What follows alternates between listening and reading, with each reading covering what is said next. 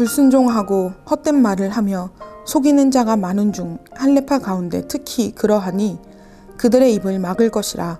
이런 자들이 더러운 이득을 취하려고 마땅하지 아니한 것을 가르쳐 가정들을 온통 무너뜨리는도다.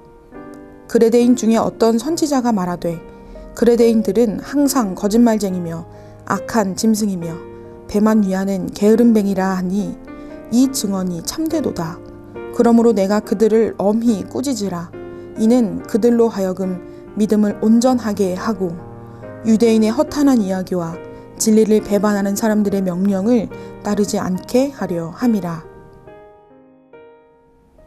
샬롬, 오늘도 주말 묵상으로 하루를 시작하시는 성도님들을 축복합니다. 벌써 2023년의 반절이 지나갔습니다.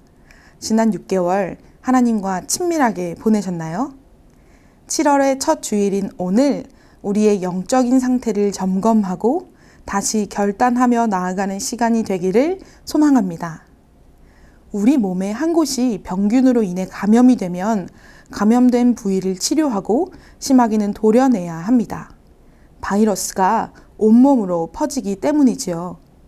그래서 몸에 문제가 생기면 여러 가지 검사를 통해 어디에 문제가 있는지 정확히 발견하는 것이 중요합니다.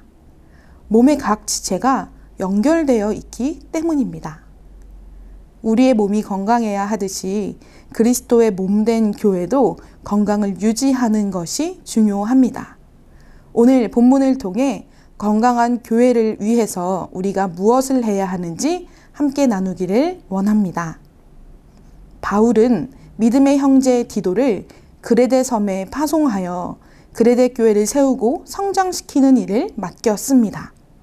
어제의 본문에서는 그레데 교회에 흠잡을 데가 없는 감독과 장로들을 세워야 한다고 말했습니다. 바울은 왜 흠잡을 데가 없는 감독과 장로들을 세우는 일을 중요시 여겼을까요? 그레데 섬은 그리스 남쪽에 있는 섬인데 미항이라는 아름다운 항구가 있는 무역이 활발한 교통의 요충지였습니다. 또한 제우스가 탄생했다고 불리는 헬라 문화가 만연한 섬이었습니다. 12절에 의하면 그레데 사람들은 악덕하고 거짓말을 잘하고 게으른 사람들로 소문이 나 있었습니다. 그레데 교회 교인들도 그레데인의 습성을 버리지 못한 채로 신앙생활을 하고 있었던 것이죠.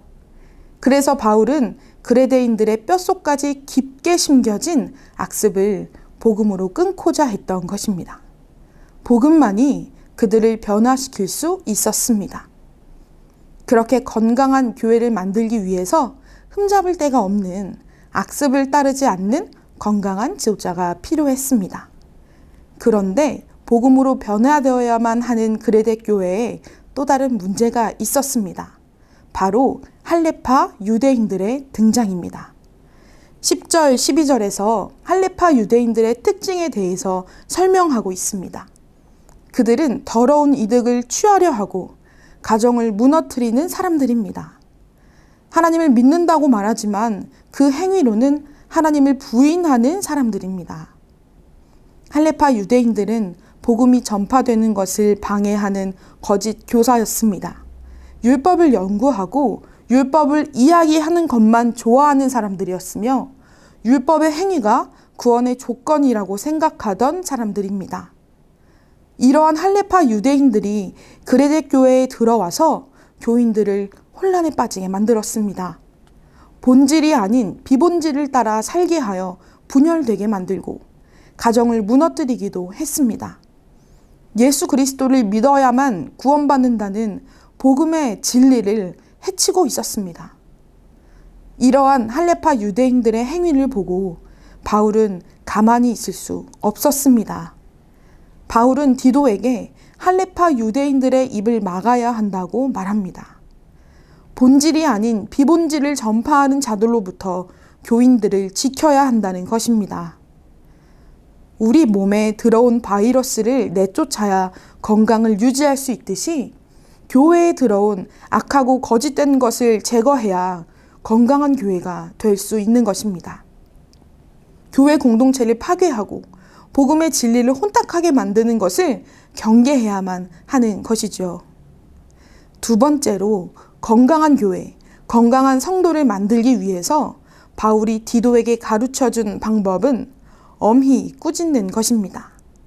13절에 보면 바울은 그레데 교회 성도들을 엄히 꾸짖어서 그들로 하여금 믿음을 온전하게 해야 한다고 말합니다. 바울은 아주 단호하게 이야기하고 있습니다. 복음이 아닌 다른 것을 따르는 형제 자매를 사랑으로만 감싸는 것이 아니라 엄하게 꾸짖어야 한다고 말했습니다. 이것이 진짜 사랑입니다. 바울은 아비의 마음으로 나의 자녀가 잘못된 길을 가는 것을 모르는 척 눈 감아줄 수 없다 여긴 것입니다. 진리는 비진리와 섞일 수 없습니다. 복음은 허망한 것과 타협할 수 없습니다. 바울은 이것을 명확하게 구분짓고 있습니다. 교회는 예수님의 몸입니다. 예수님이 머리 되시고 성도가 몸이 되는 것이 바로 교회입니다. 몸된 교회의 건강을 지키는 방법은 교회를 이루는 성도가 영적인 건강 상태를 유지하는 것입니다. 우리 한 사람 한 사람이 성령 충만해야 교회가 건강해질 수 있습니다. 그래서 우리는 날마다 영혼의 호흡인 기도를 통해 나의 죄악을 주님께 낱낱이 고백하고 성령 충만을 간구해야 합니다. 내가 내 자신을 엄히 꾸짖어서 나의 죄를 인식해야 합니다. 나도 모르게 사랑이 없는 율법을 신앙생활의 기준으로 삼고 있지는 않은지 돌아보고 회개해야 합니다. 내 자신의 유익을 위해 합리화하며 죄와 타협하지는 않았는지 돌아보아야 합니다. 사랑하는 성도 여러분, 말씀은 우리의 삶을 비추는 거울입니다. 말씀을 보고 묵상할 때 나의 죄가 드러나는 것을 경험할 수 있습니다. 그래서 건강한 성도로 살기 위해서 말씀 묵상이 반드시 필요한 것입니다. 말씀 묵상을 통해 진리 되신 말씀에 어긋난 나의 생활을 다시 주님께로 돌리고 나의 삶의 주인된 자리에서 내려와 하나님의 뜻대로 살아갈 수 있습니다.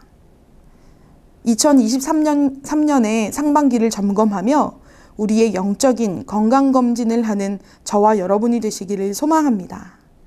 나의 신앙생활에서 진리가 아닌 것을 내쫓으며 나를 엄히 꾸짖어 잘못된 신앙생활을 고치고 다시 하나님과의 친밀한 교제를 통해 주님이 다시 오시는 그날까지 성장하는 그리스도인으로 살아가는 저와 여러분이 되시기를 축복합니다.